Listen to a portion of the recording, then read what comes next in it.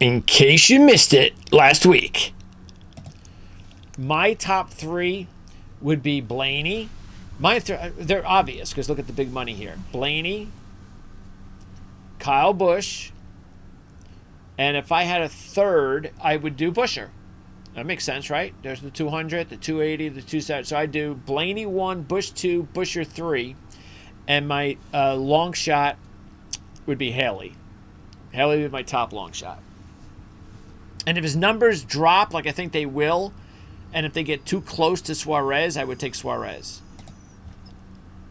How about that?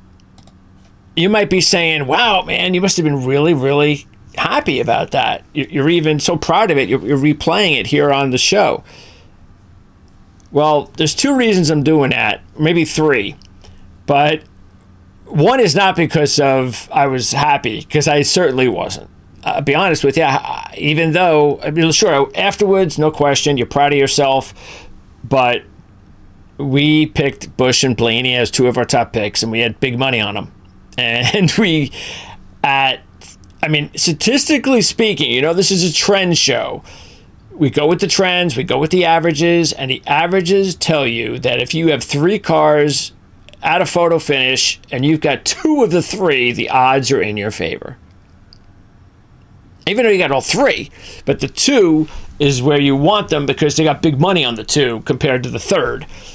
And the odds went against us. Even though the odds were for us, and yet the results went against us. So at least glass is half full. At least we got a winner in Daniel Suarez. At least he came through for us, puts us over the top now after 2 weeks. So, because we didn't win last week, with William Byron getting that win on the yellow at the 500. So we were able to get back into the winning column.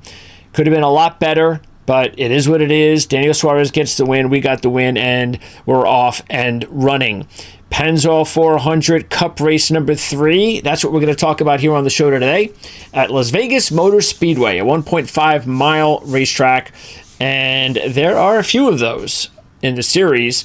The one we're most interested this week is Kansas. That's the one we're going to keep an eye on more than anything when you're taking a look at these tracks, when you're comparing them, which tracks are the most similar. Well, for Las Vegas, it's Kansas. Now, you do have Charlotte and you do have Atlanta, but the fact is, not Atlanta anymore, because now that they're a different configurized track with the drafting and all. So it's Texas and it's Charlotte. Those are the two that you can also put into another kind of grouping and say, okay, these are all 1.5-mile tracks.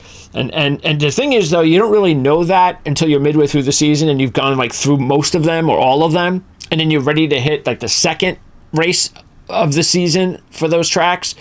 Then you could take a look at all of them and say, well, Truex used to be really good at this. Still kind of is. But yeah, this particular driver on all of the 1.5-mile races has been awesome at all of them. That's going to be a little bit different. But early on in the season, we're going to look at the most similar. That's going to be Kansas on today's show. Matter of fact, you can see here. What do I have popped up there? Oh, I have Christopher Bell already popped up. Excuse me. Let me get rid of Christopher Bell. I'm getting ahead of myself. There we go. So there you go. Kansas is the one that we're going to look at, and of course Las Vegas and Kansas do have some similarities, but I think in general, we're at a point still. It's too early in the season. You got to see how things work out regarding. And we'll get into it too, the fact that Kyle Larson is a heavy favorite this week, that you just don't know from year to year whether, I don't know, it's only a few months, but there are a lot of changes that go on.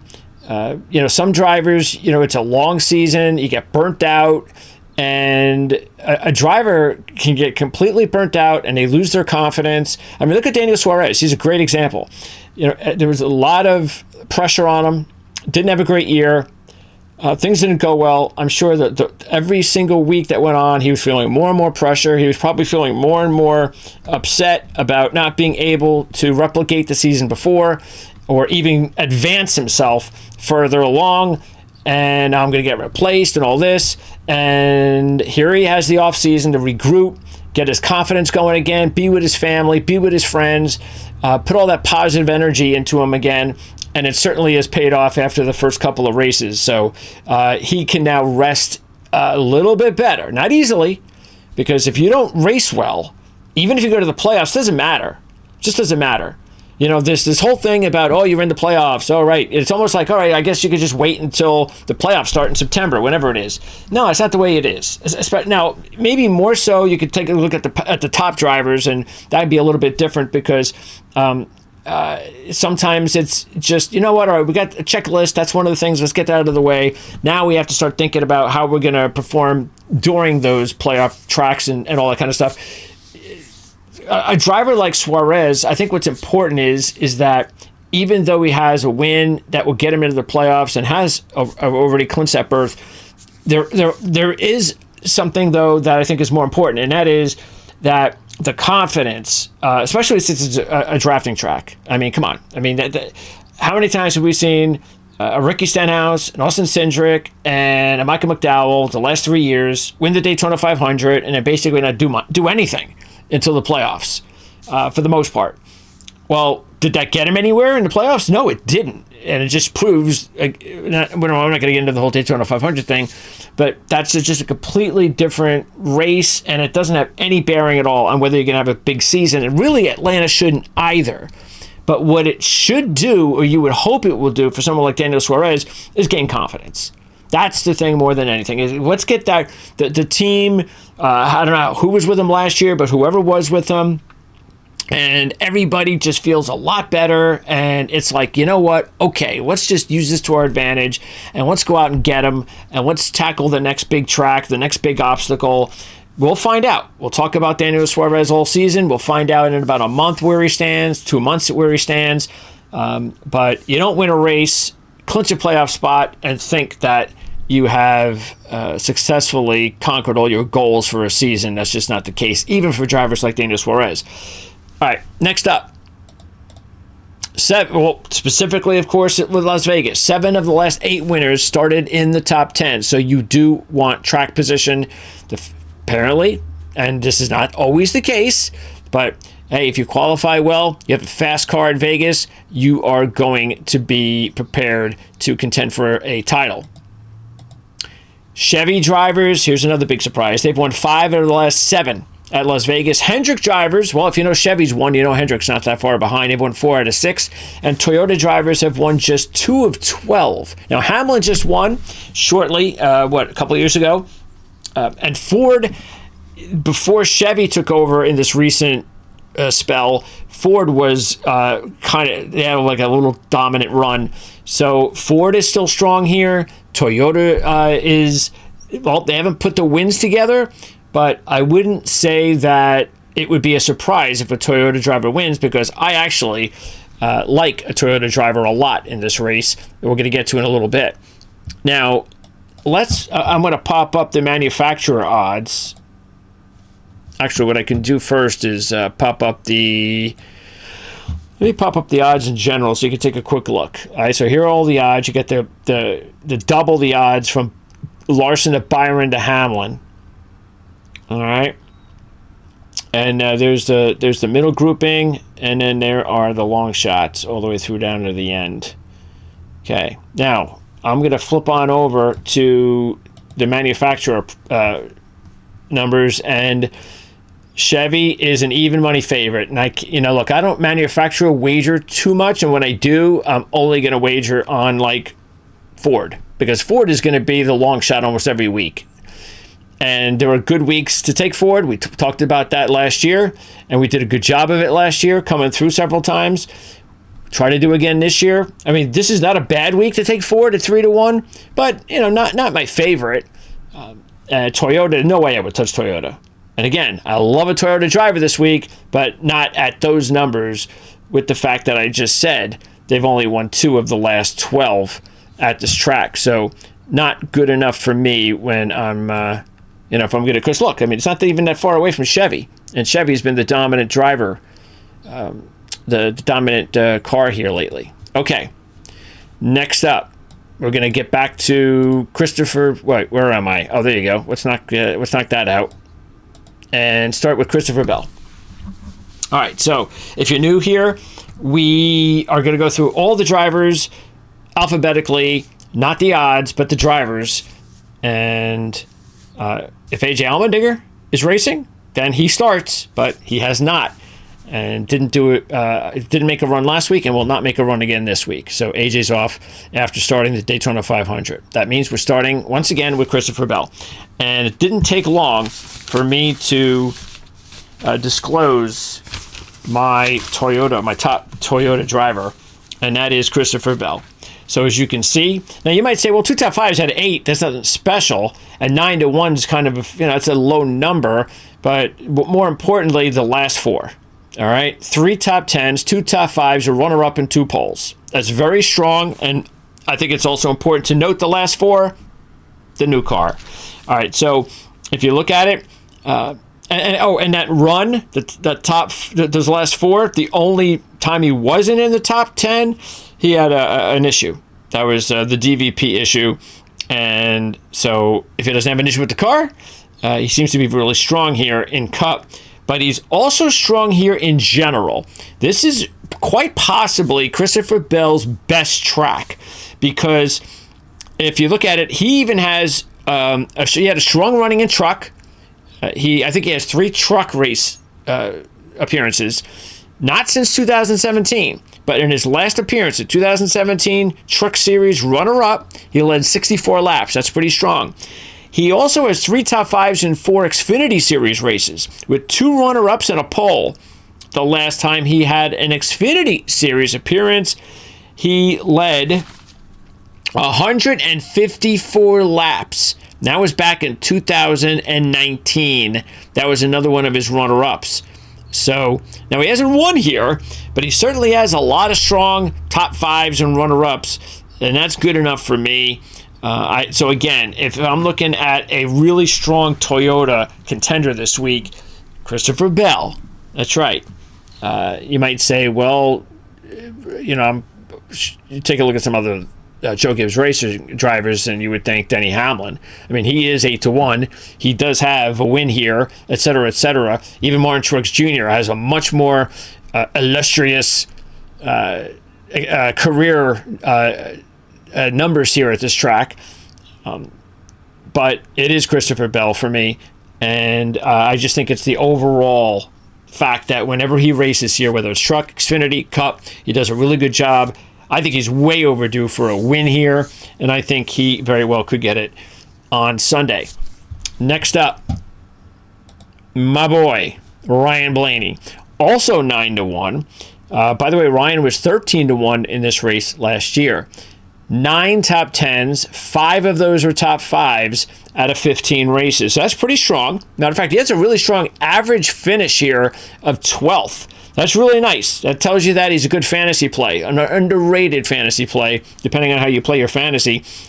Last year, as you can see, he had 2 good finishes as well. So all of that's nice, but the problem for me is the 9-1. I think when you take a look at some of the other drivers that have run here over the years, I think that he should probably be 12-1, where he was last year, 13-1.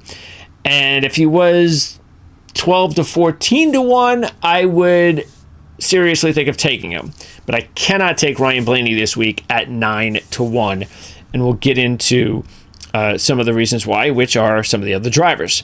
All right, now here is our first. Nice that we can kind of start off each week, by the way, if AJ doesn't race. And look, even if AJ races, I don't know if I'm going to pop up his numbers on the screen, because it all depends on where we race with AJ. But it's nice that we could start Toyota, Ford, Chevy with our top 3 drivers in alphabetical order if AJ's not around. So Alex Bowman is next, as you can see, at 22-1. Now, a couple of things on Bowman. Bowman, last year in this race, was 35-1. Interesting, too, that I was looking at the futures for this week, and let me see if I could pop up the futures, the NASCAR futures. Here are the NASCAR futures. So, where are we? Why did we do that? Futures, NASCAR Futures. There they are. So Larson, you see there, Byron Hamlin. All right, now the driver that had the biggest leap from first week to second week is this boy right here, Alex Bowman. Last week, Bowman was 35-1. That is a big jump from 35-1 to 20-1, considering he didn't do anything. The other driver who actually made a jump was Eric Jones. He was 130-1 last week. He's now 80-1. This, I think, is just a correction, because he should never have been 130-1 with as well as Eric Jones has looked compared to these other drivers in this area. Jones definitely should have been 80-1 to start the season. So I think that was more of a correction. Bowman, that was surprising. Now, look, I think Bowman probably should have started the season about 28-1. So maybe there is a little correction in there, but he's getting some play. I think there, a little bit of it is play. I think there's some money coming in on Alex Bowman. So, and look, there's money coming on potentially on him this week. Again, difference from 35 last year to 22-1. And if you take a look, if you look at Bowman, he's got the win, and overall 3 top 5s and a win in 13. But the 3 top 5s and the win, as you can see, have come in his last 6 races. So that is that's good. He's got the Chevy. By the way, last year he had a 3rd place finish, and in the other race he was not able to finish. He was involved in a wreck. He also has a good history at Kansas. 8 top 10s, 3 top 5s, and 16 races over at Kansas. So Bowman is a good long shot play, and I definitely have him as part of my picks this week. I do not have Chase Briscoe. We got to get Chase Briscoe going, and so I think this is a really important race for Briscoe. And you can see that he's got the 2 Xfinity Series wins, and that's why I think this is an important week. Only 1 top 5 out of 6. It wasn't last year. As you can see, he did not race well here last year, and it was a pretty bad year, as you can recall, for Chase Briscoe. I know he didn't forget. But this has actually been Briscoe's best Xfinity track, and he's got the 2 wins. He swept the 2020 season in the Xfinity Series, leading a combined 253 laps.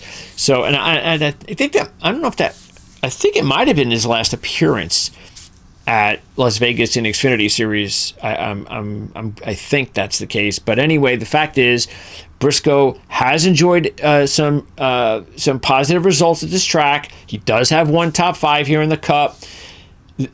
This is just an important race for Briscoe to get. If he can get in the top 10, that's a huge step for him moving forward, because, again, he's just like Suarez winning last week and talking about confidence. This is a kid that needs confidence really fast. Chris Buescher, 22-1. I'm not going to go with Buescher this week. As you can see, it's not been pretty. Just the 1 top 10 overall. Last year, it didn't have a top 10, even though it was his best year on the Cup Series. Kyle Busch. Kyle, we're doing our futures. I don't have our futures report ready yet because we just kind of started, and I don't know. Maybe I'll wait for Eric to give some, because Eric has not made his yet. Well, I don't know how long Eric's going to wait to take a pick, because he could take a futures pick whenever he wants. I already have 3 wagers in the futures made. 2 of them are for Kyle Busch. So I've got $200 already on Busch out of my allotted $1,000 I could spend this year. And I put $100 on Chastain to start the season. So Kyle Busch still 14-1. And I was a little bit surprised that number did not drop. And so because of that, I went ahead and put another $100 in Kyle Busch this week to win the championship. So I have him for $2,800 now out of the $200 I've invested. And if you take a look here, 12-1, that's solid odds. 12 top 5s. That, you're talking 50%, nearly 50% of the time he's at Las Vegas, he's in the top 5. Very impressive. He does have a win. That was in 2009, so it was a little bit ago. But look at him recently. 6th or better in his last 7, including he's been 3rd 4 times during that stretch. One of those was last year. Now, he hasn't led a lap, though, in his last 3 races at Vegas. That does concern me just a little bit. But I love the start he's off to. I don't care it's in a drafting environment. Look, I picked him before the 500 started as far as my futures because he's on my fantasy team for the same exact reason. I think he's going to have a big year. So I really do believe Kyle Busch is going to have a great chance to get to the Final Four this year and maybe even win a championship, and he's off to a really good start. By the way, he has 4 truck wins, including last year at Las Vegas, and we all know Las Vegas is the hometown track for the Busch brothers. Basically, we're down to Kyle now. But, yeah, I think Kyle dialed in, especially this week, and I think he's a really good play. He's one of my top picks for Las Vegas. Next up is William Byron. Now, Byron, not surprisingly, unable to duplicate his success/luck in Daytona in a track that he was actually... See, that's interesting. If you would have said, well, William Byron won one of the first 2 races this season, you would have just said it's definitely Atlanta. Not the case, because William Byron was not even a top contender last week. So, you put your notes in so you can kind of look at them later on in the year for the second race, and my notes did not involve William Byron. I got about 8 drivers that I circled. Byron was not one of them, and that's kind of surprising for Atlanta. But that's what happens when you win your first Daytona 500. Now, he's 8-1 this week. He's the defending champ of the race, and as you can see, he's been very solid here, including lately. He's got the win last March. He's the defending champ. He's been solid at Kansas. He does also... Oh, and in the win last March, he led 176 laps. He's in a Chevy. And a couple other things. He was 5-1 to win this race last year, so you're getting almost double now. And Larson's 4-1, so you're getting double. And I'm sorry, as much as I think Larson is the favorite, he should be, and he is quite possibly going to be very strong again on Sunday, I don't see double. I just don't. And because of that, I'm going to take a different strategy this week with my selections. And I am taking William Byron in my picks. Next up is Ross Chastain at 15-1. And Ross was 22-1 in this race last year. Overall, he's been pretty good here lately. In his last 4, as you can see, all of those top 5s he has in his career have been lately, and that's not a surprise because we all know next gen, Ross Chastain just was a completely different driver. So the last 4 attempts here at Las Vegas, 3 of those are top 5s. They're all in the top 12. He has a runner-up. He also has an Xfinity Series win. Matter of fact, it was in 2018 where he led 180 laps. He dominated that race in an Xfinity Series. And in his last 4 races at Kansas, 3 of those are in the top 10. They're all in the top 15. So if you combine Kansas and Las Vegas, Ross Chastain has been solid. Okay? And I definitely considered him, but I just couldn't fit him this week. And there's another driver at 15-1 that I did take. So it was one of those, do I take this guy or this guy? And this, obviously, there's really, I think, in the 15 to 20-1 range, there are, let's see if I could take a look. Actually, yeah, you have, oh, you know what? Chastain's numbers actually just went up. No, wait, am I looking at the, no, I'm looking at the futures, the championship numbers. Let me get to the race numbers. Yeah, so if we're talking about the 15-1, well, actually, I'll say from Elliott at 14-1 to Wallace at 19-1. Those 5 drivers, I took 3 of them. 4 of them, I think, are worth taking. The only one I don't think, well, I'll indicate that in a minute or two. I'll let you know who. But Chastain definitely was somebody that I think that you should consider this week. I just couldn't fit him in.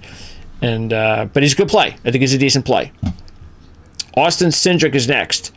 And Austin Cindric, big number as well he should be at this point. in his career, the way the season has gone, really the last couple of seasons. He's under a lot of pressure, and I do like the way that he has started the season.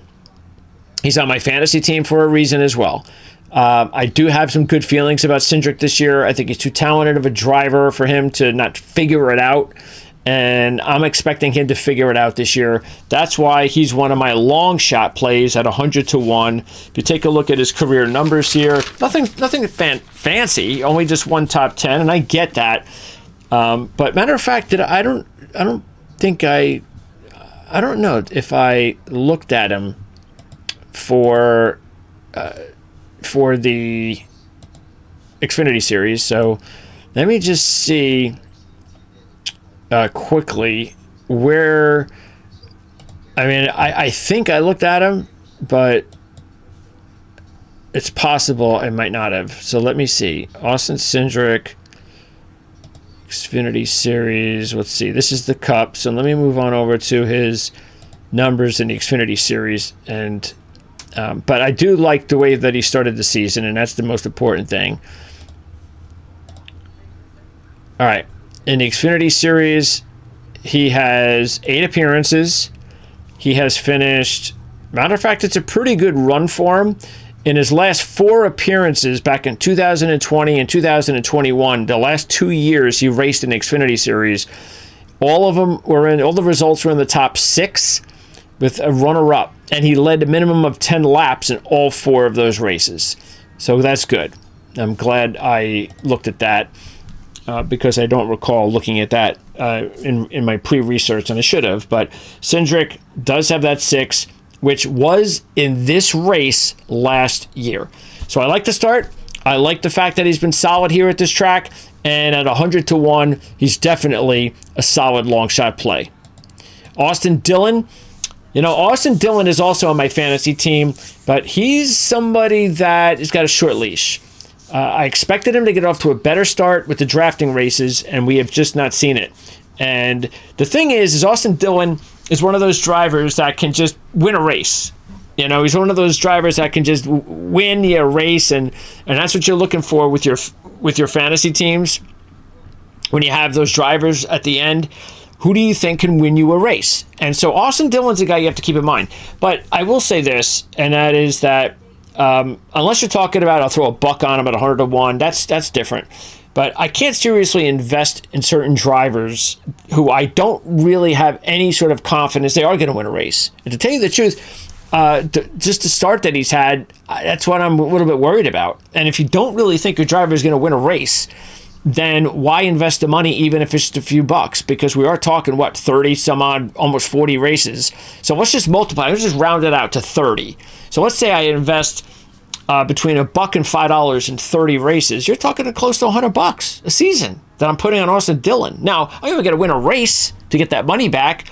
But even that, let's say he does that. Let's say he wins a race and I get my money back. Well, why did I have to spend all that? I could have used that money somewhere else and actually tried to make money, not get my money back. So that's what I'm a little bit concerned with, because I think there were a lot of people that were like, all right, Kyle Busch got a new teammate. Let's see how this works. It's just not working. It did not work last year, and it's off to a bad start this year. So I don't know what's going on there with Austin Dillon. It just, you know what? Some drivers are just who they are, and I think that's what we're getting now with Austin Dillon. He is what he is, and I just don't think Austin Dillon has another gear, and that's what I'm a little bit disappointed with so far this season. But and look, we're not going to find out this week because, as you can see, he doesn't really have much of a history at this racetrack. Chase Elliott is that other driver in that 14 to 19 to 1 range I'm talking about, and he is the one driver that I just would not even think of taking, because he doesn't have a great history here, as you can see. Last year did nothing. He hasn't led a lap in his last 3 appearances in Las Vegas. He has 1 win at Kansas. That's about it. So the combined 1 win out of close to 30 races from those 2 tracks is not all that great, especially at 14 to 1. Ty Gibbs. Now, Ty Gibbs is going to have to make the move from successful Xfinity to successful Cup, just like, say, Chase Briscoe. And and maybe even a few other guys. But fact is, we know Gibbs has got the talent to do it, and I expect him to have a good week this week.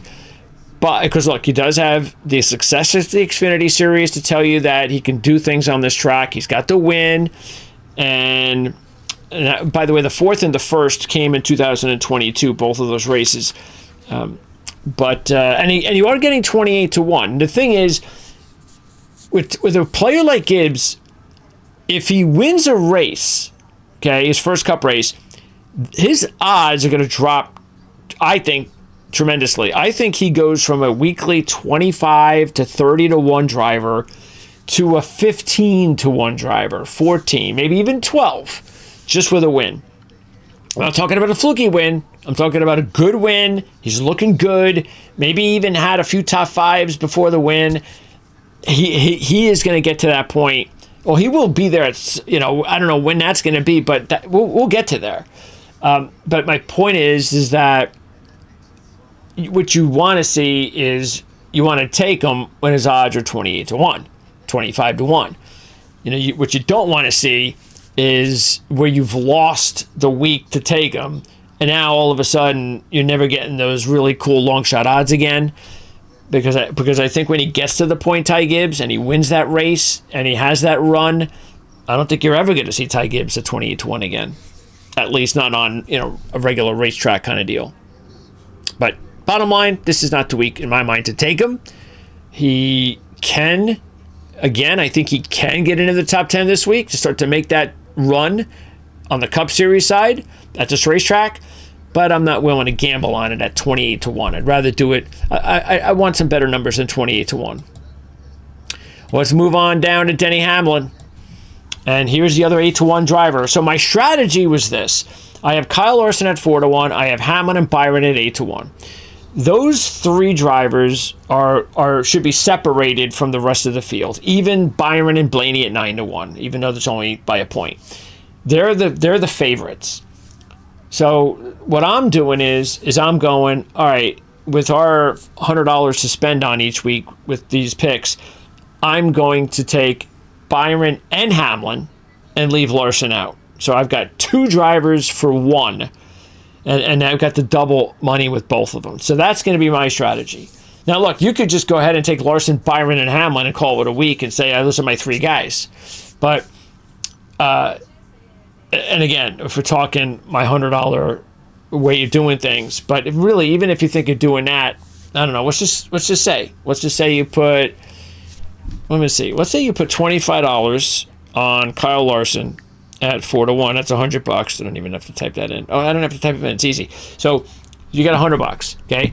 Now you put $25 on Hamlin and Byron. It's $200. So.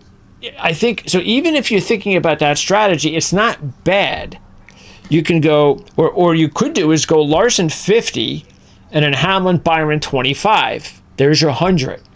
Now, if any of them win, it's $200. So you're making $100.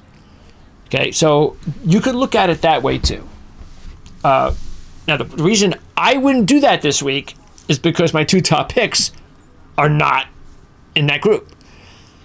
Actually, I shouldn't say that, because when we get to my top picks this week, you're probably going to go, well, how are you doing that? So I might confuse you a little bit of why I'm doing my top picks compared to my picks in my with CJ, but I'll have a reason for it.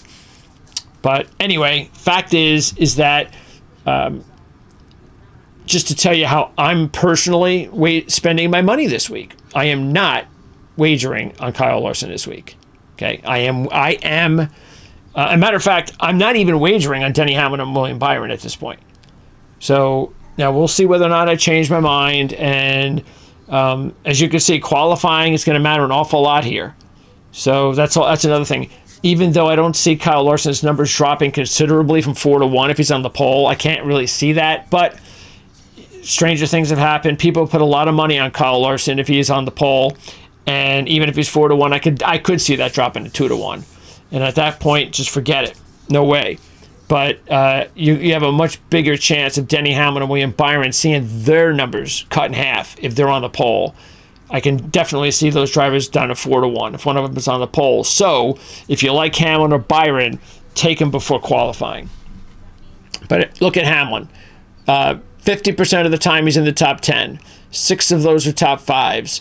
And just recently, in his last 7, he's got 6 top 12s. 4 of those top 5s. He has his lone win in that run. I told you the Toyota one recently. This was Denny Hamlin in 2021. He's led 392 career laps at Las Vegas. He's led at least 5 laps in his last 7. And most of those are significant, that he has led laps, not just a fluky 5-lap lead, that kind of thing.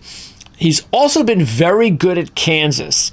13 top 5s and 4 wins at Kansas. The last 5 visits to Kansas for Denny Hamlin, 2nd, 1st, 2nd, 4th, and 5th. That is dominant over at Kansas. Yeah, you know what? That is really dominant. Wow, he's going to be tough to beat there. So overall, that's why I have Hamlin on my picks this week with Byron. I only put money on both of them to get back to even.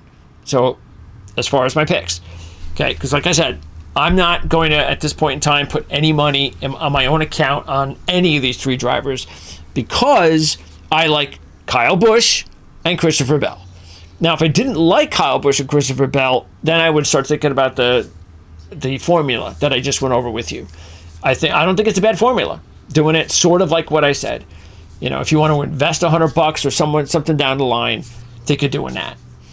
All right, next up. Let's move on over to, we could pop up Eric Jones. I think he's worth popping up every week at this point. He's been okay here over his career. Nothing great. Not so good last year. He's never led a lap at this racetrack. I don't think this is the week to consider Eric Jones. Brad Keselowski. This is the week to take Brad Keselowski, and I am going to take Keselowski. I have him in my picks.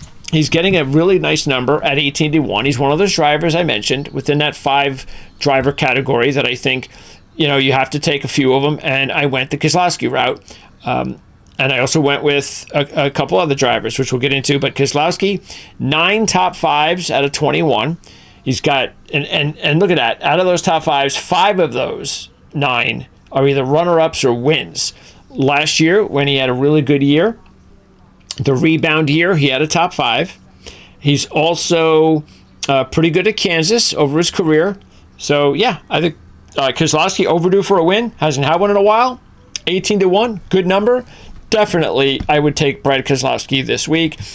And so you're getting good numbers with some of these other drivers because Kyle Larson's 4-1. And and you're getting, 5 drivers in the 10-1? You got Blaney and Bell along with Hamlin and Byron. So because of that, you're getting a couple of breaks on the odds with a few drivers. Keselowski's one of them. And there's a couple other guys we're going to get into, like Truex also, who's got a low number that I think is a little bit too low.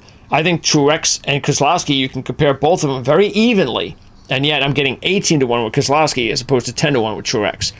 That's definitely the reason that I decided to go with Keselowski over Truex. Now let's talk about Larson.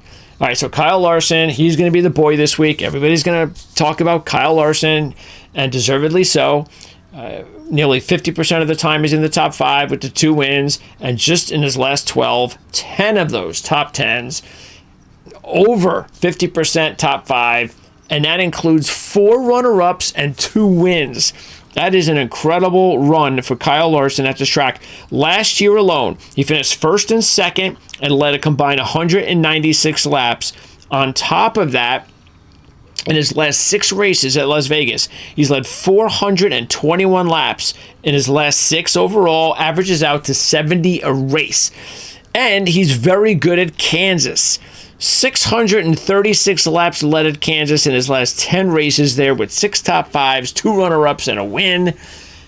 That's why I said if you don't want to go with a Kyle Busch or a Truex or a Bell or a Blaney, those guys, then this was not a bad week and a strategy to just, go at Larson, Hamlin, Byron kind of trifecta. But I got no problem, even if you want to just, hey, if you have $100, throw $100 on Kyle Larson this week. This is one of those weeks that I give you permission to go down that route, even though, anything can happen. And let's keep this in mind too. This is a perfect, you could say everything you want about the laps led, the incredible percentages inside the top 5 and the top 10 and all that kind of stuff.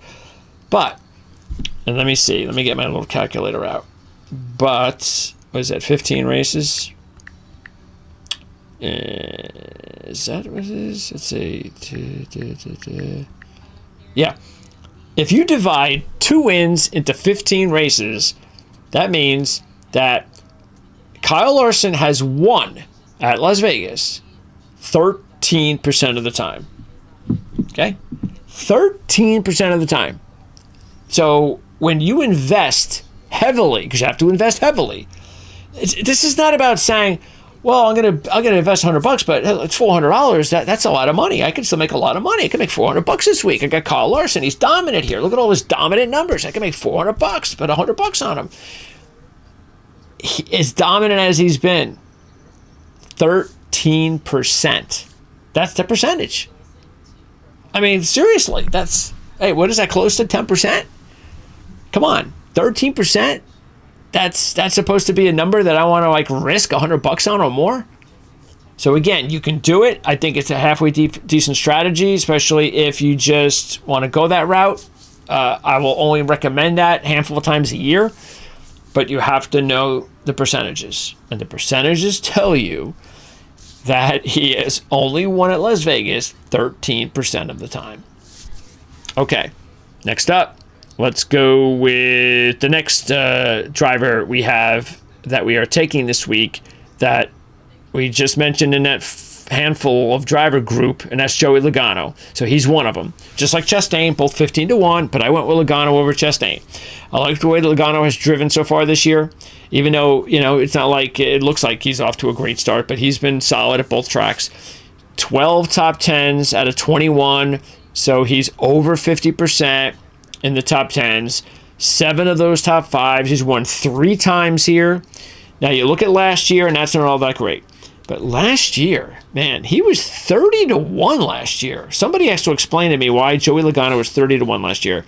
I don't know whether or not I have the wrong number. I double checked it where I was looking, and I'm like, really? Why would he be 30-1? I don't know. Maybe Eric would have a good explanation if he was here, but he's now down to a respectable 15-1. So this is definitely where he should be. But I also think you're getting decent odds with 15-1 because he could easily be a 10-1, 12-1. But you're getting 15-1, and you know why you're getting 15 and not getting 10-1 and 12-1? Because he's driving a Ford. That's all it is. His career, as you can see, has been strong. He's been good at Kansas. Combining the 2 tracks, he has 6 wins. 3 wins here, 3 wins Kansas. It's a good track for Logano, and the odds are very good. You are getting a bargain here with Joey Logano. Now, we're going to get past McDowell, Nemechek, and Preece and go with Tyler Reddick. Now, here's a driver whose odds are definitely not where they should be. I don't know why Joey Logano is getting 15-1 and Tyler Reddick is getting 10-1. I mean, I'm sorry. And it's not like Reddick is even driving a Chevy. But, hey, look, they got the manufacturer price of plus 170 to plus 120 Chevy. So they believe heavily that it's Toyota or Chevy. Forget the Fords. No. I mean, Tyler Reddick has been okay here. 50% of the time he's in the top 10. 4 in the last 5 appearances. But do you notice something that you don't see there? And I'm not talking about wins. I'm talking about top 5s. Tyler Reddick has never had a top 5 in the Cup Series at Las Vegas. And he's 10-1. He didn't have one last year either, as you can see. Overall, if you look at Reddick at Kansas, that could be a reason that they feel good about him here. Because he won the race in September at Kansas. He also has an Xfinity Series win in 2019 here at Las Vegas. Look, I think Reddick is a decent driver here, especially at this type of track. But I definitely do not think he should be 10-1. He should be 15-1. No higher than 14-1. 10-1, I'm sorry, but look, Yeah, he won at Kansas last year, but you know what? He also raced at Las Vegas last year, this track, and he did not win, and he did not have a top 5. Sometimes you get carried away with the track similarities. It's a handicapping tool. You use it as one of your tools. I think it's funny sometimes when you can get caught up either in golf or NASCAR when you're handicapping things and you go, or even it could be in any sport, and you go, well, yeah, but this particular driver, he is good at these tracks. Yeah, but he's not really that good here. So even though these tracks are really, on average, very similar to this track, what is he here? That's the most important part, is what is he here? And sometimes you even get situations where somebody will try to trash a driver and say, yeah, but look, he's not very good at these tracks, and because he's not very good at these tracks, I just don't know. You know, this isn't usually the type. He's not really good at these types of tracks, and it's, yeah, but he's actually good here. You know, it's like sometimes you get into this, well, what do I get? Oh, it's like being good at Kansas, like really good at Kansas, and yet not, sort of like Reddick. This is the perfect example. And then you go, yeah, but nah, I'm sorry, but I think that if he's gonna be really good at these other tracks, then he should be good here, and that just doesn't always translate. I'm sorry, it just doesn't. And I think, like I said, if you're getting 14 or 15 to 1, that's fine, but at 10 to 1, you know, I just think you're over-analyzing Tyler Reddick this week.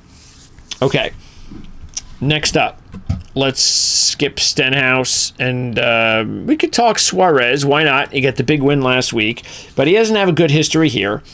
He's raced here, as you can see, 13 times, just a couple of top 10s.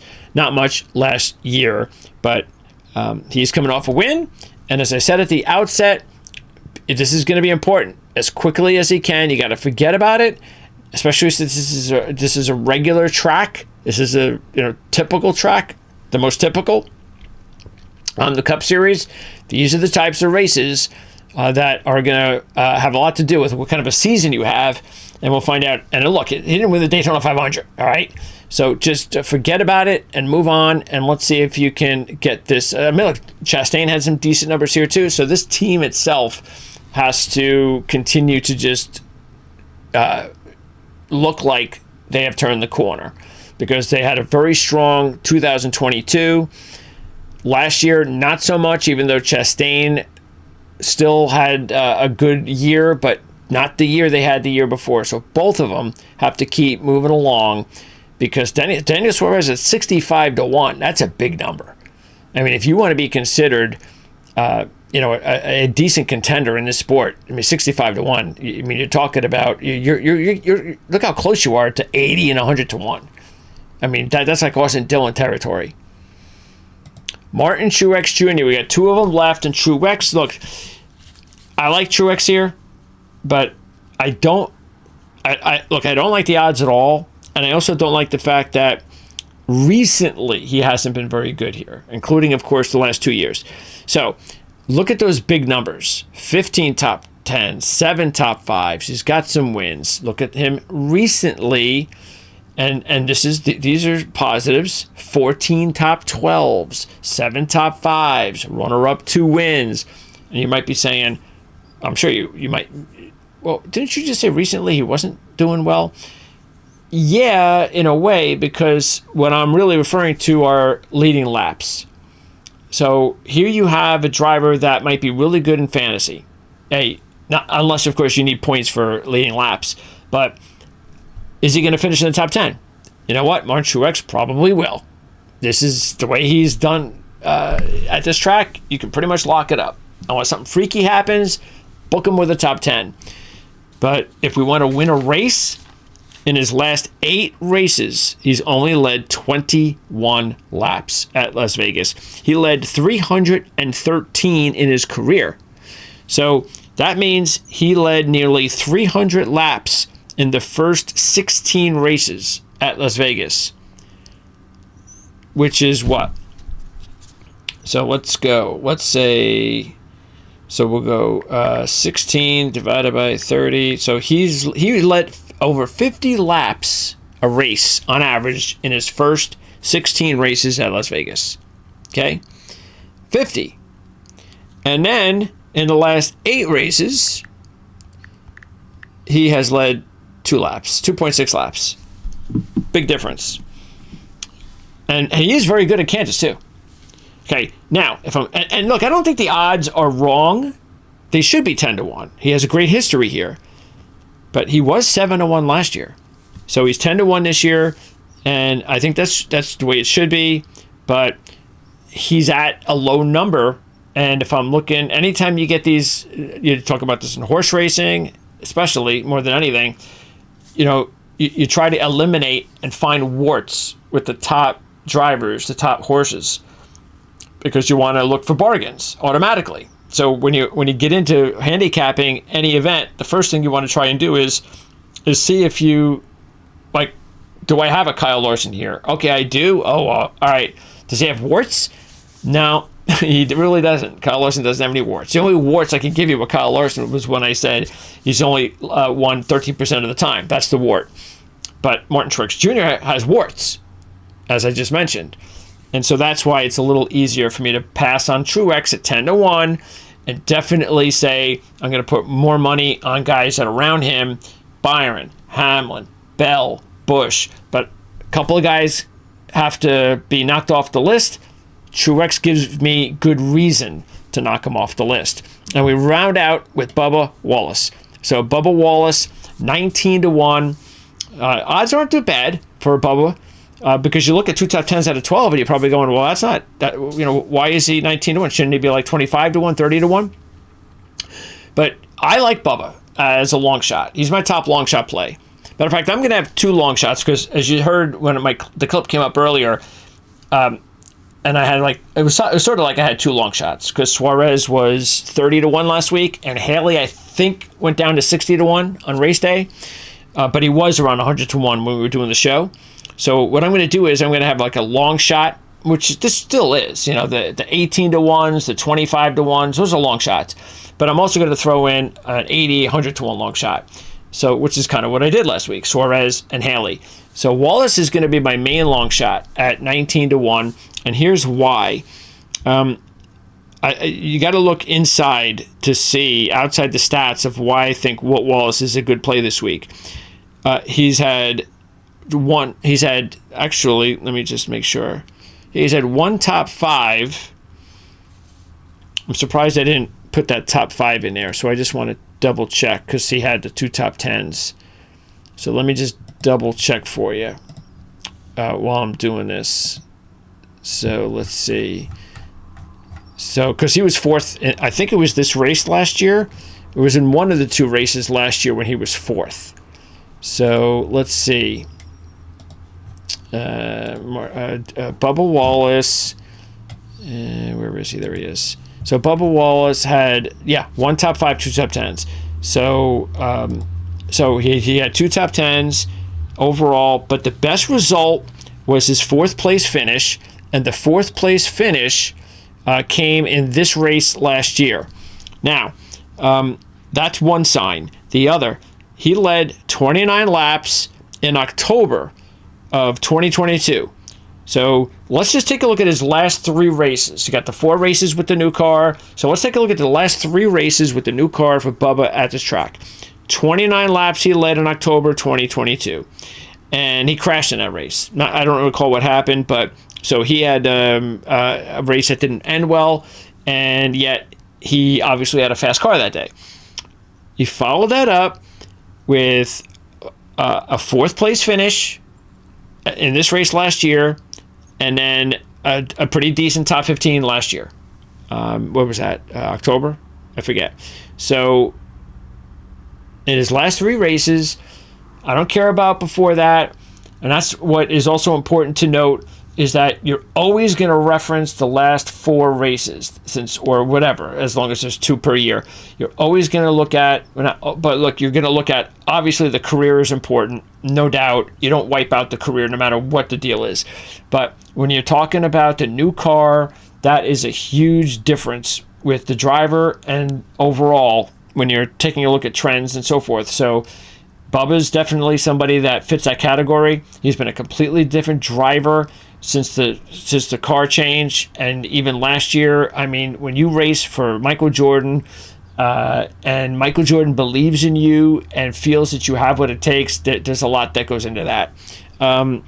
Now, let's also take a look at Bubba Wallace. Last 3 races at Kansas, he had one bad race, which is similar to having a wreck, so we'll throw that out. But the other 2 races, 4th and 1st. So Bubba Wallace, in his last 6 races at both of these tracks, you've had one bad, and even on one of the bad, he led laps and had a strong car that day, and he's had 3 top 5s, including a win. That is why I think Bubba Wallace is a really good long shot play this week. And I also think that he is somebody that if he can get a win early and show some consistency, let's just throw out a win.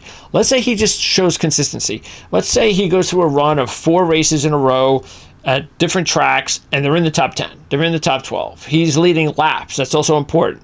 Not a lot, just is 20 laps here, 10 laps there, 50 laps there, and over a couple of months, he has in 8 races, he has 6 top 10s and 2 or 3 top 5s. Still no wins, but that's that type of run. He does that, and let's say the odds come down to 40 to 1 to win the championship right now. He comes, let's say the odds drop. They won't drop that much without a win, but maybe they come down to 30 to 1, 35 to 1. I would jump on him. He has to, that's the next step for Bubba, must show consistency. And I think that could happen. But until it happens, I just have to, I can't really go all in on him to win a championship and believe that he's got what it takes to be a championship driver right now. But what I do believe he has what it takes is to be a better driver this year. He's been a better driver the last 2 years, and I think he'd even be a better driver this year. And so I'm going to try to take advantage of that with the 19 to 1.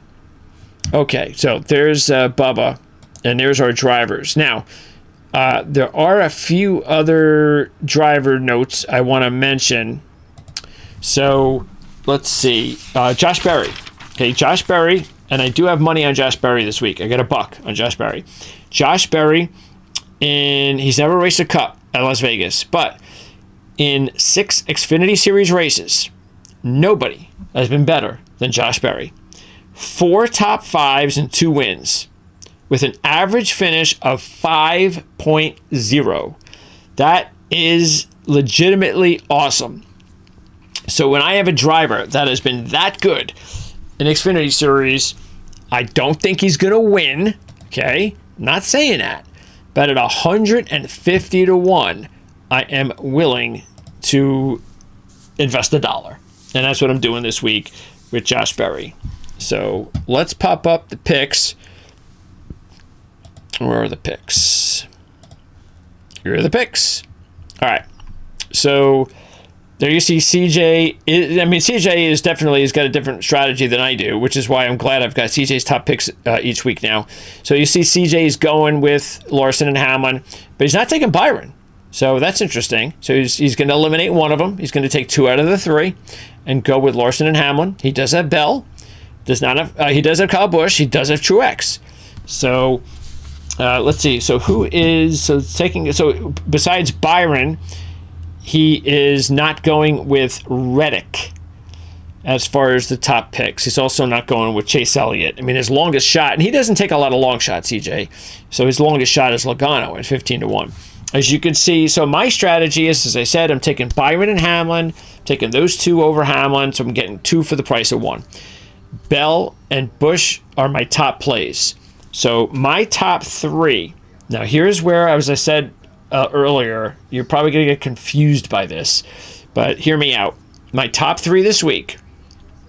My second pick this week, my number 2, is going to be Kyle Busch. My number 3 is Christopher Bell. My long shot is Wallace, and my super long shot is Cindric. My top pick is Kyle Larson. All right? So it's sort of like if I was playing one and done this week, you know, if you know the one and done contest in football and in golf, it can be completely, your one and done pick can be completely different to how you pick and invest money in each week. And the reason is because you're saying to yourself, okay, I can only use this driver once this year. So where am I going to use them? All right. This would be a race that I would definitely consider using Larson for the one and only time this year.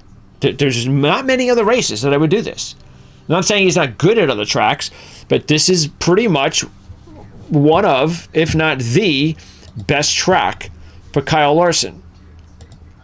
Let me see if I could even take, and I don't know, it's going to be kind of hard with Larson because he has good numbers in a lot of different places. But I want to see if there's a way to quickly see statistically what would be considered his best track in the Cup Series. So let me see here. I can even move this over so everybody can play along with me. Where am I? Let me get out of here and go back to there. Okay, so here's Kyle Larson's. Let's see. Let me just go by laps led. All right, so Kyle Larson. See, I don't care about these short tracks, but there's Kansas. Okay, when you get past the short tracks, you got Kansas as far as leading laps, and there's Vegas. All right, now there's Fort Worth, so that's really good. But the difference is he's better at Las Vegas than he is at Fort Worth. He has, because look, he has 2 wins at Vegas, 7 top 5s, and 11 top 10s at Vegas. So and again, if we take out the short tracks, he is like what? He's like 3rd in laps. So let's see what he is in top 10. He is 2nd in top 10. And he is 4th in top 5s. And he is 2nd in wins, right? He's got a 3-win track, Michigan. So if you really think about it, this, and I don't know if anybody, let me know if anybody has a formula for like a statistical formula for showing you which like a driver's favorite track is. Statistically, what is his best track? You know, you have probably have a computer that says, okay, if you put the top 10s together with the top 5s and the laps and the wins, and you put it all together, this is why this is his best track. Sort of like what I was trying to do here. If someone does that, let me know. Give me a link in the description area of this video, and I will check that out because I think that would be a really good tool to look at overall. So check that out. But that's why I would have him as a one and done this week. So I would say that's why I was even saying that not normally, but that on any given week, if I didn't like Kyle Busch, or let's say Kyle had gotten off to a slow start this year, I might look at this and go, you know what? It's I like Bell, but statistically speaking, I think maybe it's in my best interest to do the Kyle Larson, Hamlin, Byron thing and go that route. But because I really like 2 drivers, that's different, and that's why I feel that I'm in better shape to go with a 9-1 driver that I really like and a 12-1 driver that I really like. And so if you're thinking, though, well, wait a second, who do you really like? Let's say you were in this one and done contest. All right, well, Kyle Larson. Because I'm no dummy. You know, I see the same stats that everybody else sees. But we're doing things a little bit differently here. And I also want to give you guys as many options as possible anyway. You know, that's why I'm saying, hey, what would I do with my money? Or what would I do if I have these contests with CJ where we have $100 to spend, which on average might be what people spend on a NASCAR race each week. Or let's say, who do you really like? Who's your top 3 picks overall? Oh, CJ's top 3 picks. So, big surprise, Kyle Larson, Kyle Busch and Denny Hamlin. Those are CJ's top picks. So we both have Larson and Kyle as two of our top picks.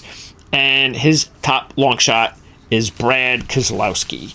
So those are the top picks for CJ and for myself. As I move through the NASCAR Cup Series season 2024, and before you know it, we'll be into the fourth race of the season, and it'll go by quick.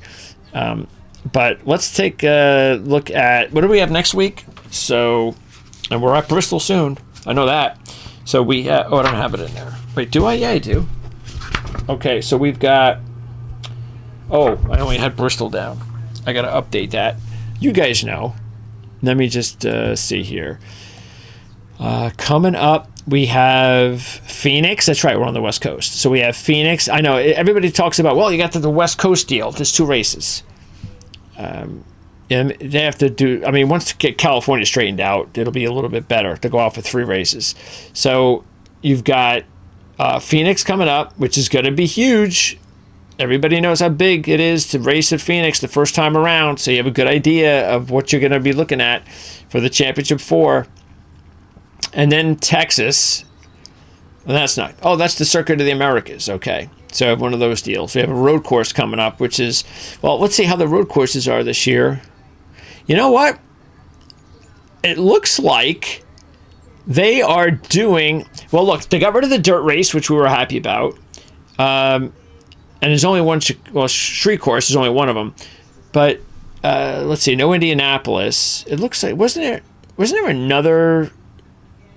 Oh, that's right. They had the Indianapolis, and now they're going back to the Brickyard. That's what they're doing, right? So that's what it was, because I thought they had more races there. But look at that, Iowa Speedway. That's going to be cool. Okay, so it could be. I shouldn't say it's going to be, because we were all everybody was kind of intrigued with some of these races, how they were going to be, like the Illinois race, which I completely hate. So I have no idea how that's going to turn out. All right, so it looks like what I really like, though, is that we have limited road course races, which is nice. But more importantly, they're spread out. This is what I've been saying for the last year or two. Now, look, I've said a lot of stuff in the last year or two, but this is one of them. You've got to spread the road course schedule out. You can't have it all bunched in, so like in 1 month you're racing like 3 times in the road course, because that's just not fair. It just screws up a driver who may not be all that great on road courses, and all of a sudden he's got great momentum, then he's got a road course a month, and his momentum's all gone. So they're doing it better, where you've got road course in March, then you go a couple months till the Sonoma race, then you've got another month to the street course, then you have almost 2 more months to the Watkins Glen, and another month to the Roval. So I really do like that. And this is something that Eric and I would have talked about if we were doing a show together early on in the season. We would have looked at the schedule, and I would have known all this already. But I love that. That's excellent. So I'm loving the fact that they have spread these out, and I'm glad. And I'm also, I'm intrigued about this this whole Iowa thing. 7/8 of a mile. Wow, that is going to be interesting. The Iowa Corn 350. How about that? Let's see. This race will replace the Pala Casino 400 due to planned construction at Auto Club Speedway. Okay, it was a late decision because they were thinking of going to Montreal, but I guess they decided on Iowa. Okay, yeah, screw Canada the way. I mean, I'm a Vancouver Canucks fan, and I say screw Canada because that guy who runs that country is just a big idiot. And it's not even a matter of fact that he's an idiot. He's like, man, I don't know what they're doing in Canada. They're being too passive. That guy, we think our country is being screwed around. Man, I think they actually have it worse in Canada. Anyway, so what my point is that, why go to Canada and give them anything? They don't deserve it. All right, but coming up, Phoenix, Bristol. So let me see. The next week off, the first week off. Wow, we don't have a week off until, what the hell? This can't be right. Until July? Until the Brickyard is over, between the Brickyard and the Richmond race. Am I reading that right? No, we don't have a week off? I mean, I love it. As a fan, why not? But that looks like that's the case. No week offs until then. That is pretty cool. Okay, cool. There you go. So, we have one more, in other words, I have one more race and then Bristol. By the way, no, I have not got my tickets yet. I was not able to win this week. I almost hit on Busch and Blaney, and that could have put me over the top, because that would have been, even though I made, a little bit, I could have made enough where I would have said, okay, I've made a few $100s extra. I'm spending it on the race. So I'm trying to give me as much time as possible, but I know my time is running out. I know I can get a ticket anytime I want, but I'm kind of playing a little bit of, cutting it too short maybe with the, do I have enough time to, I mean, I might call them up and say, hey, I'd like the sweet tickets. Well, sold out. But I'm going to roll the dice that I have a little bit more time to make the decision, and give me another week this week, and maybe I make the extra money, and then boom, I'm in. So, and I feel a little bit better about it this week, because last week I was in a rut. My college basketball team was giving up the season. My hockey team was on their longest losing streak of the season, and my wagers were just getting all screwed up. But I started to come out of my and I look, as a handicapper, if you're out there and you're a gambler and you're somebody that does it all the time, I can just not stress enough how important it is to, if you're having, you have to know when you just don't have it. Because see, what people tend to do too much is to get out of their patterns. What everybody has a different strategy of how they handle handicapping. So what happens is they think, well, if they get out of their pattern, then they can kind of get out of their slump. That's not the way you do it. First of all, you shouldn't do this unless you believe in what you're doing. You believe in your system. You believe in what you do with your handicapping tools and your research, and that you have everything you need. You know how to do it. Now you just do it. And then you have to have the confidence in that system. And then once you have the confidence in that system, you don't deviate from it. You just have to understand that when you are going through a tough time, when luck is not on your side, you're not getting the calls, weird crap is happening to you, which I went over last week with the golf stuff. When you know it's happening, and sometimes it doesn't happen right away, and it didn't happen to me right away last week either. It took a little bit. Then all of a sudden I started to think about it. I'm like, oh, I'm in a slump, ain't I? So it takes you takes you a little bit sometimes to figure that out. Then you realize, oh yeah, I am, ain't I? Yeah, I guess I am. Okay. And then once you know that that's the case, and sometimes you don't just come out of it. Matter of fact, most of the time you just don't come out of it. Like you go from slump to, oh, I hit a big one. A lot of the time it's you hit a slump and then you slowly work your way back. And that's what I noticed is happening. Once I noticed I was in a slump, I was like, okay, well, now I knew I was in a slump, and I had the horse racing. We have the horse racing show we record each week, and I had 3 races to wager on, and I went into those races saying to myself, I know I'm in a slump, but I'm not gonna what I'm not gonna do is put more money in these races. That doesn't get you out of the slump. What you do is but what you also shouldn't do is just, well, this is you could do it, but I don't, which is, all right, I'm not going to wager until I'm out of the slump, until I see it. Oh, I did the 3 picks in horse racing, so I'm just going to sit there and I'm going to see if I win, because it's a win and it should get you out of the slump. But what it also could do is keep you in the slump, because what you're doing is now you go, oh, of course, now I won, but I didn't make any money on it. To me, that's still a slump. So you just have to get out of it. Because what a slump is you're not making any money, All right. Or let's say you don't wager on something that you wanted to wager on, or you thought, oh, I was going to make that pick, but I changed my mind. And then that pick won. That's a slump. Not, yeah, but I liked them, so that's a good thing. No, it's not a good thing because you didn't make any money. You're still in the slump. So once you get out of that slump, and so what I was saying with the horse racing is that I knew to just I'm going to make normal wages. I'm not going to go crazy. And I'm just going to wager. And sure, I lost, and I lost. But I understood it, and I understood what was happening. But I got out of it over the weekend with I was able to get a little bit money back on my golf. I still ended up losing money, but the player that won, I had him in my list of players, and at the same time, pretty much the NASCAR result. So, because if I didn't win the golf and I didn't win Daniel Suarez, I'm still in a major slump. But at least Suarez won, even though I could have won more.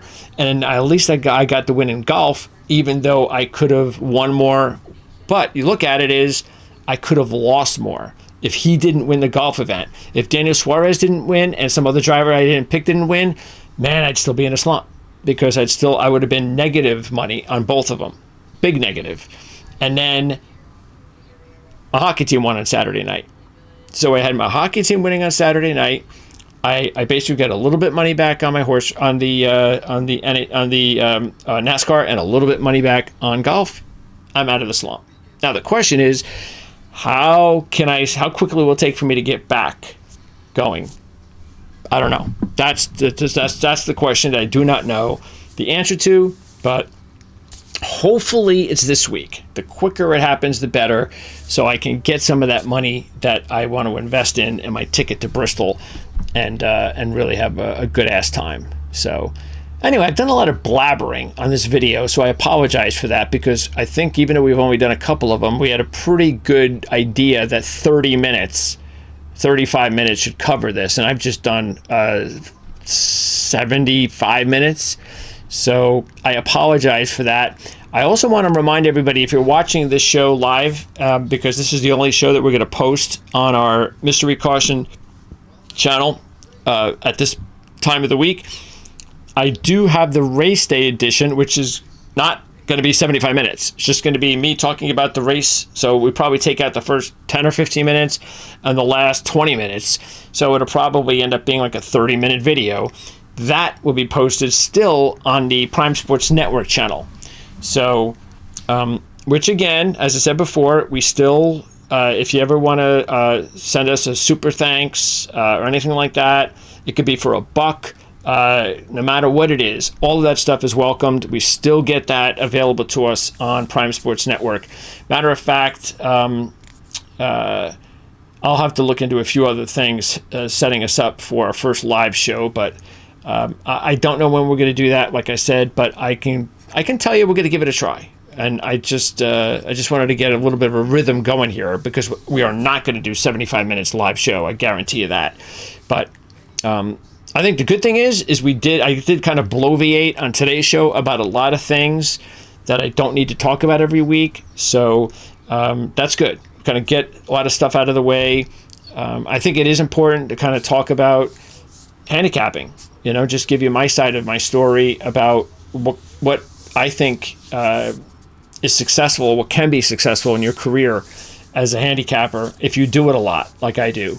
And so I have no problem talking if that's something that you guys want. But hey, you know what? If you don't, you stop the video and you go on to something else.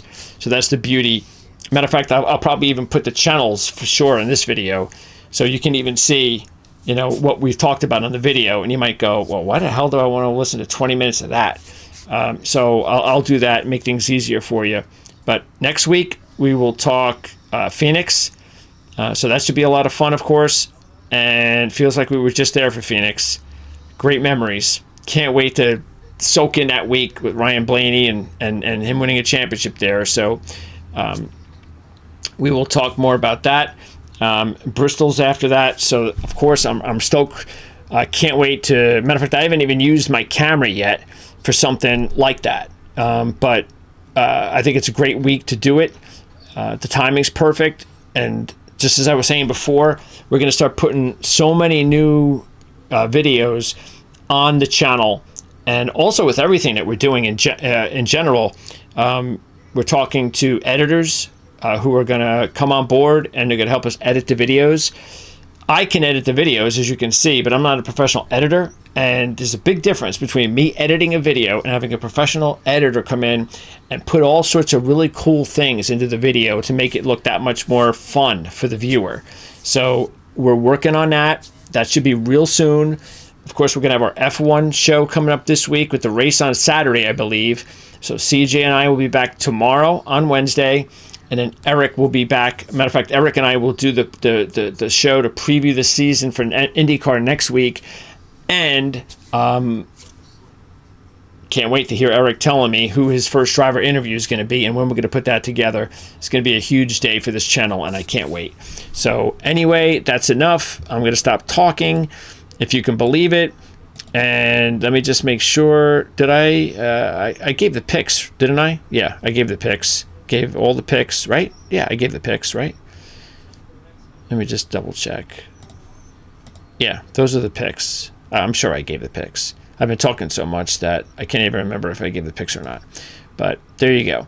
So, yeah, right. I would do a handicapping video, and I'm not sure if I gave you the picks yet. Okay, so that's going to wrap it up. Questions or comments?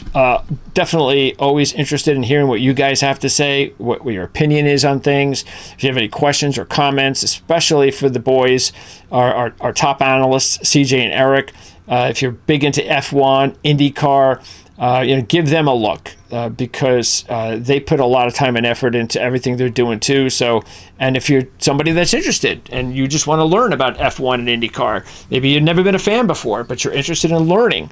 Well, this is the perfect channel for that because CJ and Eric are the perfect analysts to interact with you. And you can ask them anything about what's going on in the sport, and they'll definitely help you figure things out. Oh, and don't forget to subscribe to check us out on Discord. I know we haven't got the Discord family up as much as we'd like, as far as, hundreds of people, fans collectively, but we'll get there. But why it's important is because once I'm done recording this show, that is the only way for us to interact with you. Of course, you can have questions and comments back and forth on YouTube, but that's the best way. It's like texting. It's like texting back and forth. So you have questions during the week, after something happens, race day, anything like that. If there's something that I wasn't able to get across on the video, where am I going to put it? I'm going to put it on Discord. I'm not going to put it on YouTube. So if there's, like, let's just say there was a pick that, let's say I have a different point of view after seeing qualifying this week or any week. I'll let you know on Discord. So keep that in mind. That's what the Discord's for, is that I am going to communicate with you on Discord myself. I'm not going to reach out to you guys on YouTube.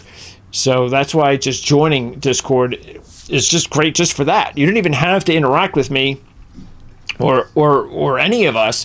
You could just use it as a way that in case we put out a message, let's say I've decided that I'm going to do a live show next week. I'm not putting it on YouTube. I'm going to let everybody know on Discord. And this way, let's say I do the live show next week. Somebody might say, oh, I didn't even know you had the live show. Well, yeah, I put the message out on Discord. So that's why it's a kind of a good thing to have. So hopefully, again, it's just another really good way to join our channel here and help us along the way as we build this up to something really cool. All right, so officially it has been 85 minutes of a preview of the Pennzoil 400 NASCAR Cup Race number 3, Las Vegas Motor Speedway, Pennzoil 400. I'm Greg DePalma. I'll see you again next week.